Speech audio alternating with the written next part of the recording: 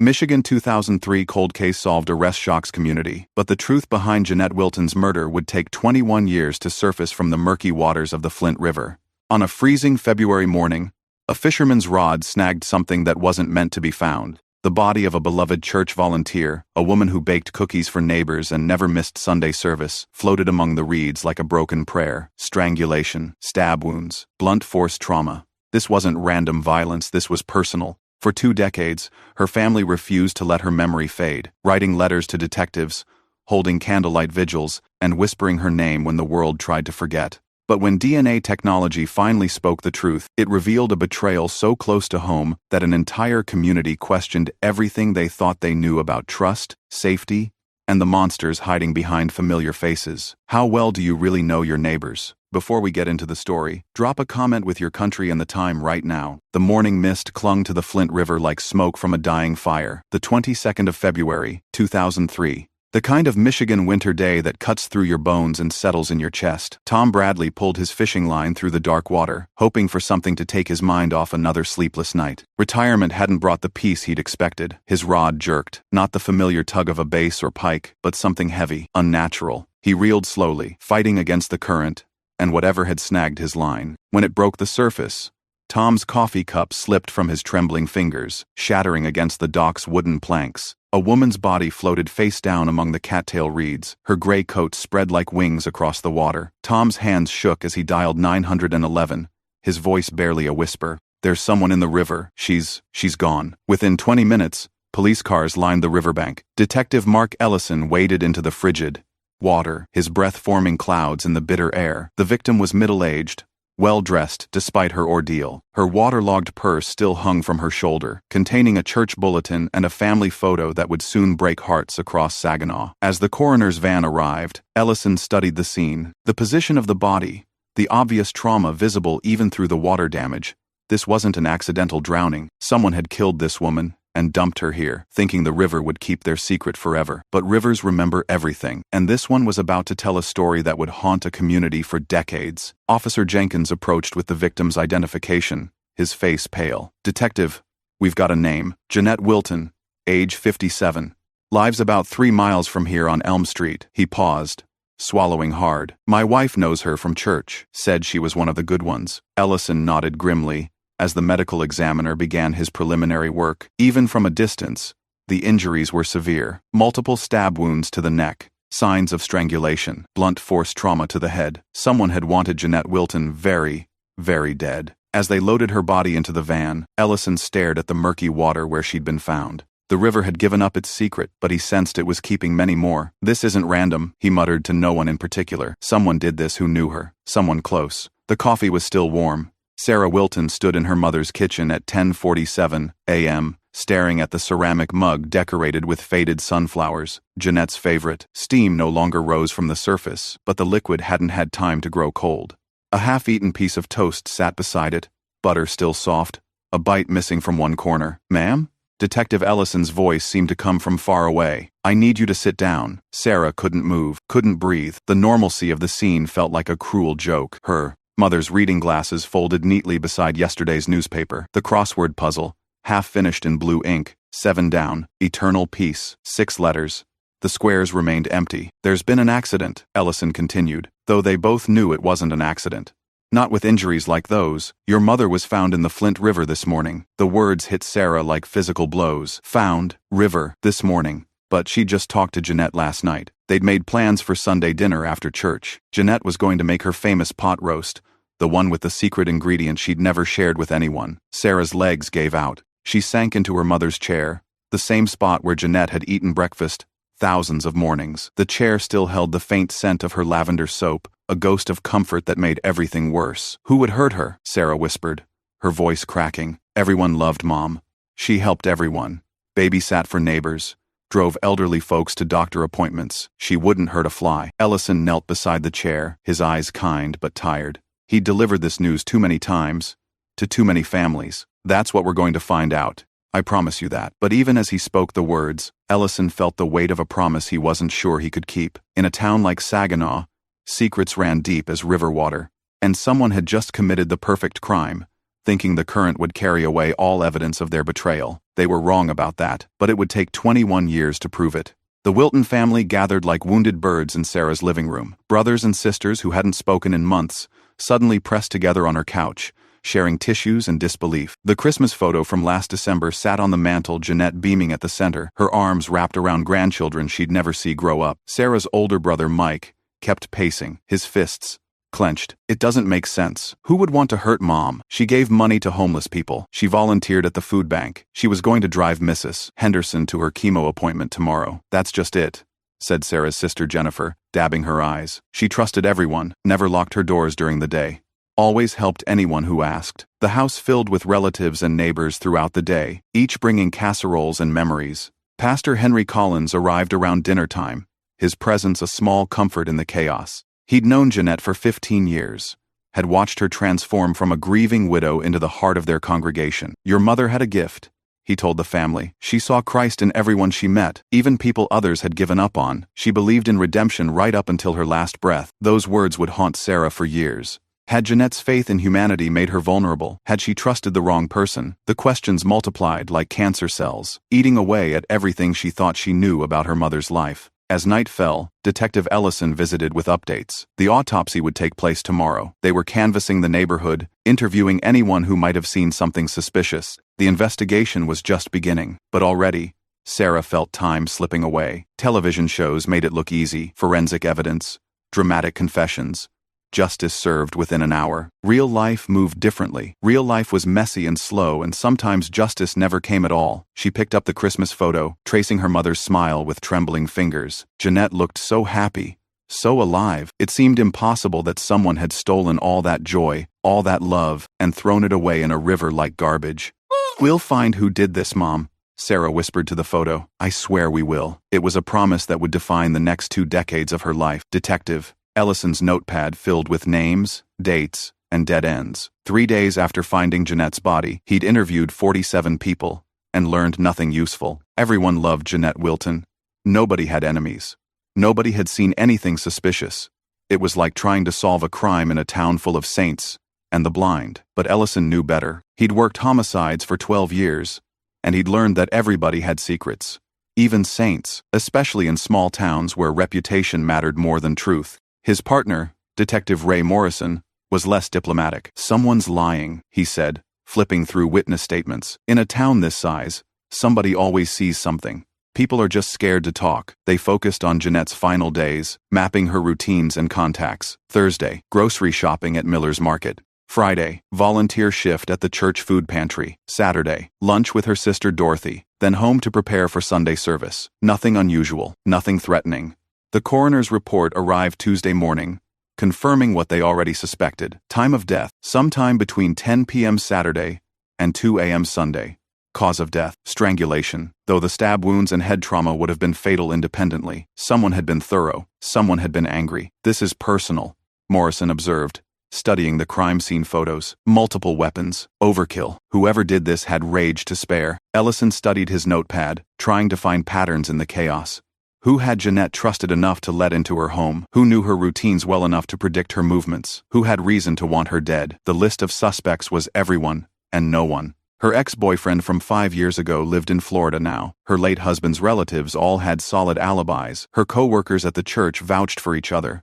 Even the troubled teenagers she'd mentored seemed genuinely devastated by her loss. As February turned to March, Ellison felt the case growing cold around the edges. Without physical evidence linking someone to the crime, they were chasing shadows. The killer had been careful, calculating. They'd cleaned up after themselves, leaving only Jeanette's broken body as testimony to their crime. We're missing something, Ellison muttered, staring at the evidence board. Photos of the crime scene, witness statements, timeline reconstructions. Somewhere in all this paper was the thread that would unravel everything. He just couldn't see it yet.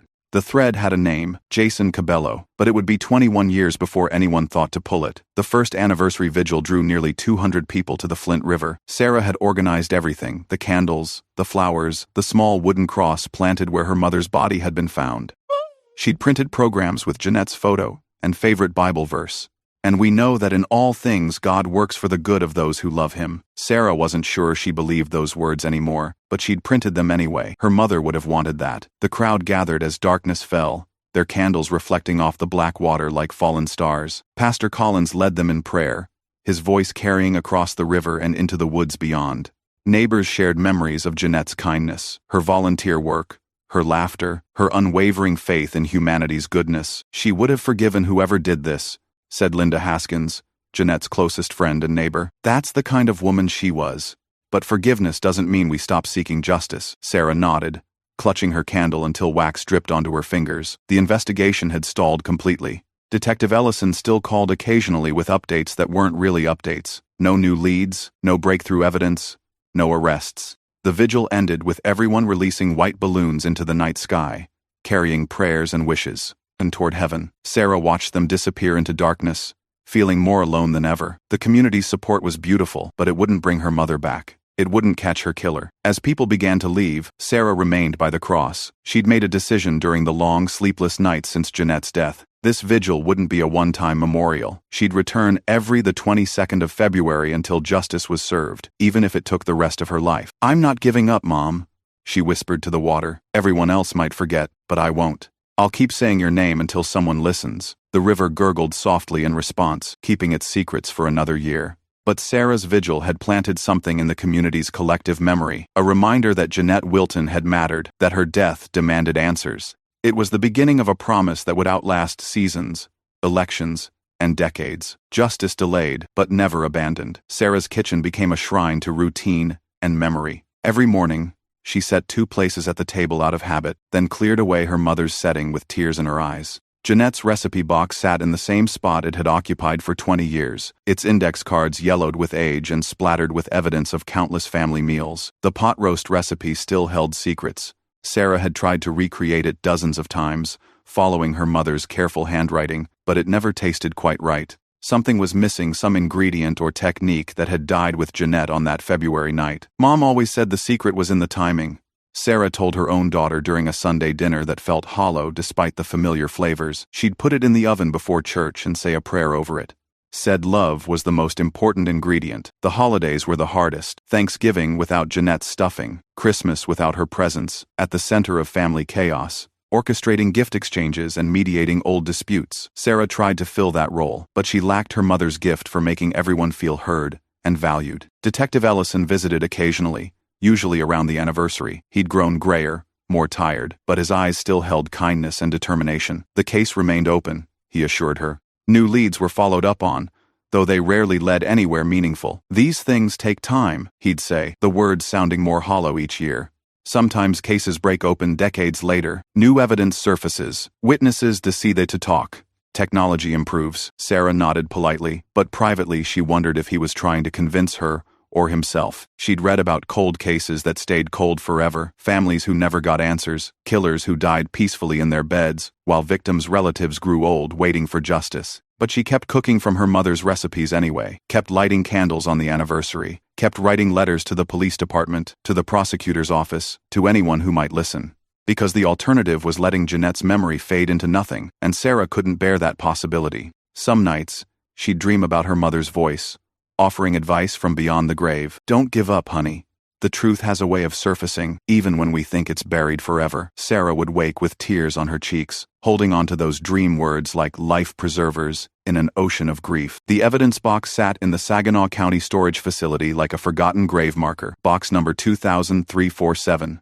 Wilton, Jeanette Marie. Inside, sealed in plastic bags and labeled with careful precision, lay the remnants of a life stolen and a case gone cold. Her blood-stained clothing, fingernail scrapings that might contain her attacker's DNA, the rope used for strangulation, crime scene photographs too brutal for her family to see, all of it waiting for technology that didn't exist yet, for investigators who hadn't been born when the crime was committed. Detective Ellison retired in 2007, his caseload transferred to younger officers with fresh eyes and digital databases. He left his successor a thick file and a simple note: "Don't let her be forgotten. The answer is in there somewhere." But the new detectives had fresh murders to solve, domestic violence cases with living victims who needed immediate help. Jeanette's box joined hundreds of others in climate-controlled obscurity, a library of unsolved tragedies gathering dust while the world moved on. Occasionally, a detective would pull the file for review. They'd study the witness statements, re-examine the evidence photos, run names through updated databases. Nothing new ever emerged. The case had been thoroughly investigated with 2003 technology and methods. Without new evidence or witnesses, there was nothing more to be done. Sarah's annual letters continued arriving, polite, but increasingly desperate. Please don't forget my mother. Please keep looking. Please find who did this to her. The letters were filed respectfully, responses sent with expressions of sympathy and assurances that the case remained active. But active was a relative term. Active meant the file wasn't officially closed, not that anyone was actively investigating. Active meant if someone walked into the police station and confessed, they'd know where to find the evidence. Active meant hope, even when hope felt like cruelty. The storage facility expanded twice during those years, adding new wings for newer cases. Jeanette's box was moved deeper into the building, further from natural light, closer to the forgotten dead. The plastic bags grew brittle with age, the photographs faded slightly, but the evidence remained, waiting for its moment to speak. That moment would come in 2021, when technology finally caught up with justice and a university program decided to give voice to the voiceless dead. But for now, in the silence of Storage Unit 47, Jeanette Wilton waited with the patience of eternity. Dr. Lisa Chen held the evidence bag up to the laboratory light, studying the fabric fibers that had waited 18 years for this moment. The Western Michigan University Cold Case Program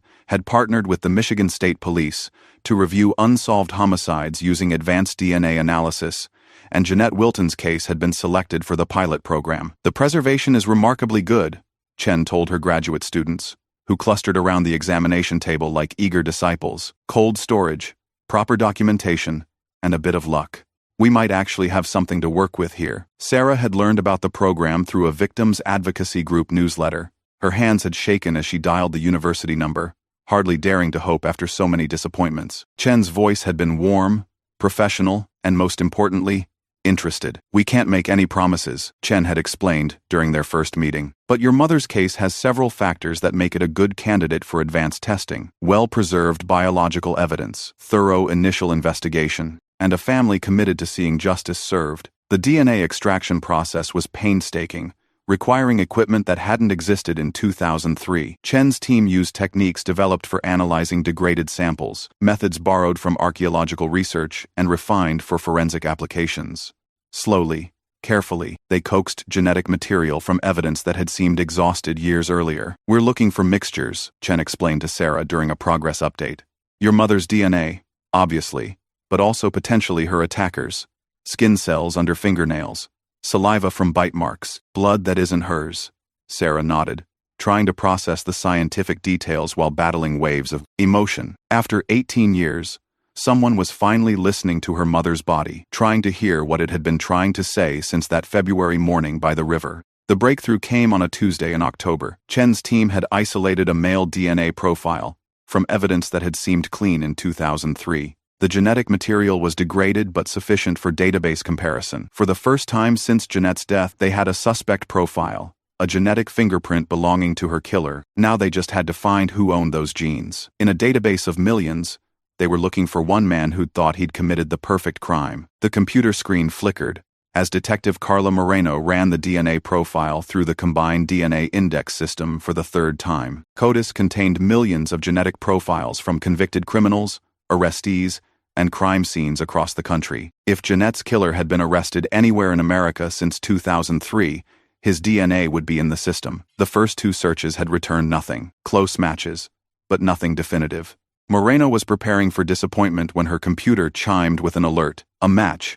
Not a close match or a potential relative, but a perfect, undeniable match. Jason Allen Cabello. Date of birth, the 15th of March, 1977. Last known address, Saginaw, Michigan. Moreno's pulse quickened as she pulled Cabello's criminal history. Minor drug arrests in his 20s, drunk driving in 2019, a domestic dispute in 2015 that resulted in no charges. Not the profile of a violent predator, but then again, many killers flew under the radar for years between crimes. She cross-referenced Cabello's address with the original case file, looking for any connection to Jeanette Wilton. He'd lived less than 2 miles from her in 2003. That proved opportunity, but not motive or method. She needed more. The breakthrough came when she examined Cabello's family connections. His ex-girlfriend from 2002-2003 was Maria Santos, whose aunt was Dorothy Wilton, Jeanette's sister. The connection was distant, but real. Cabello had been at family gatherings, holiday dinners, church events, where Jeanette was present. He knew her routines, her habits, her trusting nature. Moreno felt the familiar electricity of a case breaking open. After 18 years of silence, Jeanette's killer finally had a name and a face, but DNA evidence alone might not be enough for conviction. She needed more witness statements, circumstantial evidence, some proof that Cabello had means and opportunity on the night Jeanette died. She began building a timeline of Cabello's life in 2003, tracking his employment, his relationships, his whereabouts during the crucial weekend when Jeanette was murdered. The work was painstaking, but each detail brought her closer to understanding how a church volunteer had crossed paths with her killer on a cold February night. The phone call to Sarah Wilton would come next week, 18 years after the last time anyone had called her family with actual news. This time, finally, they had something more substantial than sympathy to offer. They had a name. Sarah was frosting her granddaughter's birthday cake when her phone rang. The caller ID showed Michigan State Police, a number she'd memorized from years of follow-up calls and disappointment. She almost didn't answer these calls, always brought the same polite updates about ongoing investigations and no new leads. But something made her pick up on the fourth ring, her flour-covered hands shaking as she raised the phone to her ear. "Mrs. Wilton, this is Detective Carla Moreno, with the Michigan State Police. Are you able to talk privately?" Sarah's heart stopped. In 18 years, no detective had ever asked if she could talk privately. They'd always delivered their non-updates efficiently, apologetically, and quickly. This was different. "Yes," she whispered, sinking into her mother's old chair. "I can talk. Mrs. Wilton, I need you to sit down. We've made an arrest in your mother's case." The words hit Sarah like a physical blow. She'd dreamed of this moment for 18 years, but now that it was here, she couldn't process it. An arrest. After all this time, after all the dead ends and false hopes and sleepless anniversaries. "His name is Jason Cabello," Moreno continued. "He's 47 years old, lives here in Saginaw. We arrested him this morning based on DNA evidence that linked him to your mother's murder." Sarah's vision blurred with tears she'd been holding back for nearly 2 decades. DNA evidence? But they tested everything back then. They said there was nothing. "Technology has advanced significantly since 2003, Moreno explained patiently. "We were able to extract genetic material from evidence that appeared clean 18 years ago. The match is conclusive, Mr. Cabello's DNA was found on your mother's clothing." The name Jason Cabello meant nothing to Sarah at first. She'd never heard it in connection with her mother's case. But as Moreno explained the family connection through Maria Santos and Dorothy Wilton, fragments of memory began surfacing. A boyfriend Maria had brought to a few family gatherings. Quiet, unremarkable, forgettable. "He was there," Sarah whispered, remembering holiday dinners where her mother had been kind to everyone, including Maria's new boyfriend. Mom would have trusted him. Would have let him in her house without question. The betrayal cut deeper than the original crime. For 18 years, Sarah had imagined her mother's killer as a stranger, a random predator who'd chosen Jeanette by horrible chance. But this was worse, a wolf in sheep's clothing, someone who'd shared meals at their table, and stolen her mother's life anyway. Judge Martha Rodriguez's courtroom was packed for Jason Cabello's arraignment. Local media filled the front rows, their cameras trained on the defendant's table where a man Sarah had barely remembered would finally face justice for her mother's murder. Cabello entered in an orange jumpsuit, his hands cuffed behind his back. He looked older than Sarah, remembered from those distant family gatherings, grayer, heavier, with deep lines around his eyes that spoke of hard living. But his face remained blank, emotionless, as if he were attending someone else's trial. The charges were read in a clear, official voice that gave weight to 18 years of grief. The people of the state of Michigan versus Jason Allen Cabello. Count 1, first-degree premeditated murder. Count 2, criminal sexual conduct in the first degree. Sarah's breath caught at the second charge. Detective Moreno had prepared her for this possibility. The sexual assault evidence had been there in 2003, but prosecutors hadn't mentioned it publicly out of respect for the family. Now, with DNA linking Cabello to both crimes, the full horror of Jeanette's final moments was laid bare in legal language that somehow made it both more and less bearable. Cabello's attorney entered a plea of not guilty, his voice steady and professional. Sarah wanted to scream at the calm recitation of lies, but she sat frozen in her seat, flanked by relatives who'd made the journey to witness this long-delayed moment of accountability.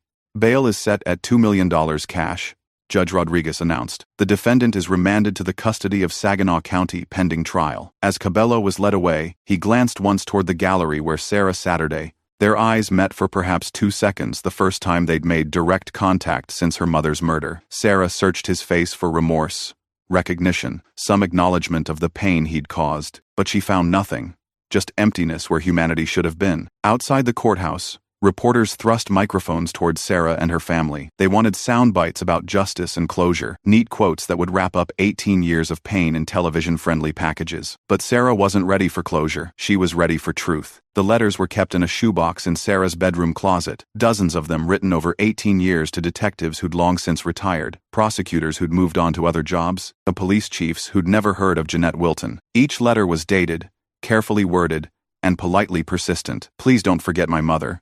They all began in some variation. Please keep investigating. Please find who did this to her. Sarah had written them in different seasons of grief, angry letters in the first years, desperate pleas during the middle period, resigned requests for basic dignity in recent years. She'd refined her arguments, updated her contact information, and always included a recent photograph of herself so the recipients would remember that Jeanette's daughter was a real person, not just another file number. Detective Moreno had asked to see the letters during her investigation, marveling at their consistency and dedication. I've never seen anything like this, she'd admitted. Most families give up after 5 years.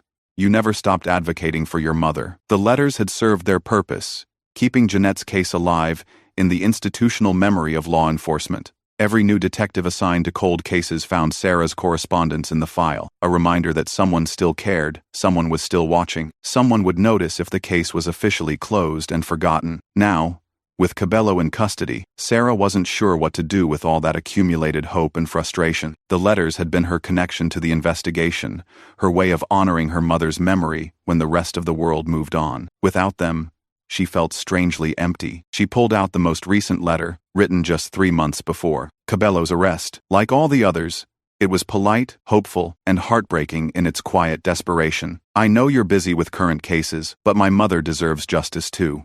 She was a good woman who died a terrible death. Someone knows what happened. Someone is walking free while we suffer. Please don't let her become just another cold case statistic. Sarah folded the letter carefully, her hands trembling with emotion she'd kept buried for years. All those letters, all those sleepless nights wondering if anyone was listening.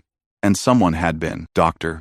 Chen, Detective Moreno, the university students who'd handled her mother's evidence with scientific reverence and human compassion. I kept my promise, Mom, Sarah whispered to the photograph on her nightstand. I never let them forget you. And now everyone will know your name again. The news of Cabello's arrest rippled through Saginaw like a stone thrown into still water. Pastor Collins called an emergency evening service at First Presbyterian, the church where Jeanette had volunteered for 15 years, and where her funeral had been held 18 years earlier. The sanctuary filled with familiar faces, neighbors who remembered Jeanette's kindness, congregation members who'd prayed for her family every Sunday since her death, and newcomers who'd only heard stories but felt connected to the tragedy that had shadowed their community for so long. We gather tonight not in celebration, but in solemn acknowledgement, Pastor Collins began, his voice echoing off the wooden rafters where Jeanette had once helped hang Christmas decorations. Justice delayed is justice denied, but justice served even after 18 years reminds us that truth has a way of surfacing when we least expect it. Linda Haskins sat in the third pew, the same spot where she'd wept during Jeanette's funeral. She'd aged 18 years since then, her hair gray now, her hands marked with liver spots, but her memory remained sharp. She remembered every conversation with Jeanette, every shared coffee, every small kindness that had made their friendship precious. I keep thinking about how trusting she was, Linda whispered to her husband during the prayer. She would have let him in without question, would have offered him coffee or a piece of pie. That's the kind of woman she was. The service included testimonies from people whose lives Jeanette had touched. Mrs. Henderson, now 87, spoke about the rides to chemotherapy appointments that had continued right up until Jeanette's death. The teenage mother Jeanette had mentored, now 36 with children of her own, the homeless veteran she'd fed every Tuesday after her volunteer shift at the food bank. She saw Jesus in everyone, the veteran said, his voice rough with emotion. Even people like me that others crossed the street to avoid. She treated me like family, like I mattered. As the service ended, the congregation lit candles, not for vigil this time, but for remembrance. For 18 years,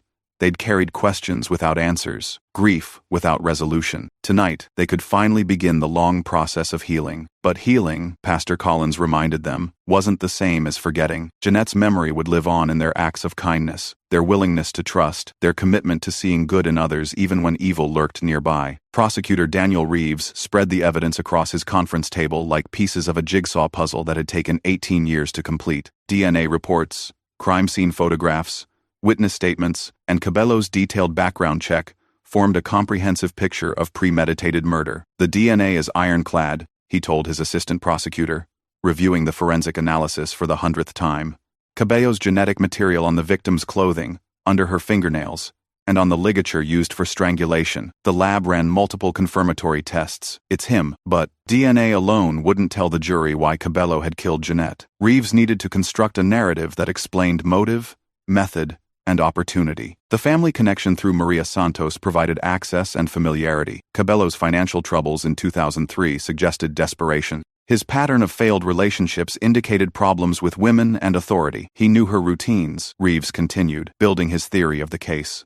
Knew she'd be alone Saturday night after her sister left. Knew she never locked her doors during the day. Knew she'd trust him enough to let him inside. The sexual assault charge added another layer of complexity and horror. Reeves had prosecuted hundreds of cases, but something about Jeanette's murder felt particularly cruel. The victim was a woman who'd dedicated her life to helping others, killed by someone who'd shared meals at her family's table. Sarah Wilton would be his key witness, not because she'd seen the crime, but because she embodied her mother's legacy and the family's 18-year fight for justice. Her victim impact statement would remind jurors that Jeanette wasn't just evidence in DNA profiles. She was a mother, grandmother, friend, and pillar of her community. The defense will argue reasonable doubt, Reeves predicted, anticipating Cabello's strategy. They'll claim the DNA was transferred innocently, that he'd been in her house for legitimate reasons. They'll point to the 18-year delay and suggest evidence contamination. But Reeves felt confident in his case. The science was solid, the timeline made sense. And after 18 years of silence, Jeanette Wilton would finally have her day in court. She deserves the truth, he told his team, and this community deserves to know that justice, however delayed, is still possible. The 1st of August, 2025.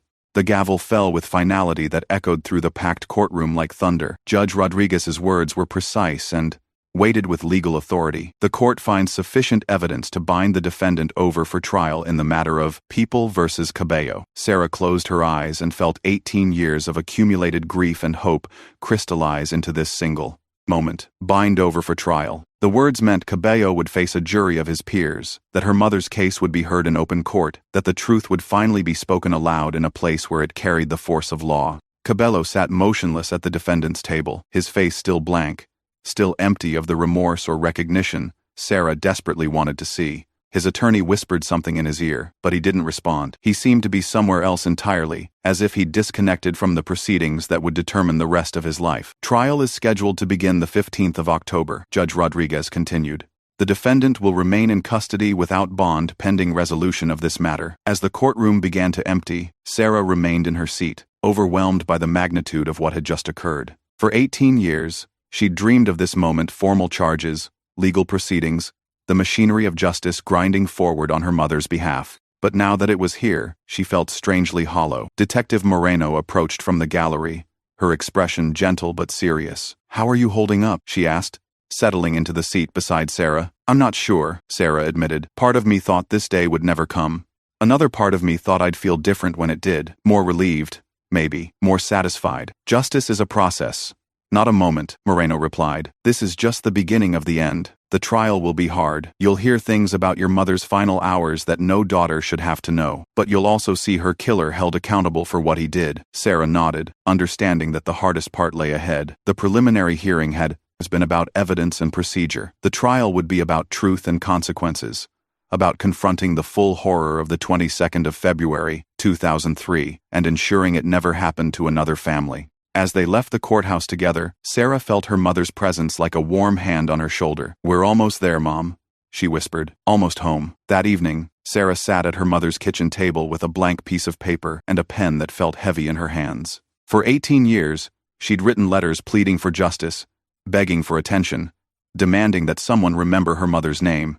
Now she needed to write something different, a victim impact statement that would be read in court when Cabello was sentenced. The words came slowly, painfully, like drawing poison from a wound that had festered for nearly 2 decades. "Your Honor, my name is Sarah Wilton, and I am the daughter of Jeanette Marie Wilton, who was murdered by Jason Cabello on the 22nd of February, 2003. I was 34 years old when someone stole my mother from our family. I am 52 now, and every year between has been shaped by that loss." She paused, wiping tears that had started without her noticing. How could she summarize 18 years of grief in a few paragraphs? How could she make a courtroom understand what they'd lost when Jeanette died? My mother was the center of our family. She remembered everyone's birthday, organized holiday dinners, and somehow made even the most difficult relatives feel welcome and loved.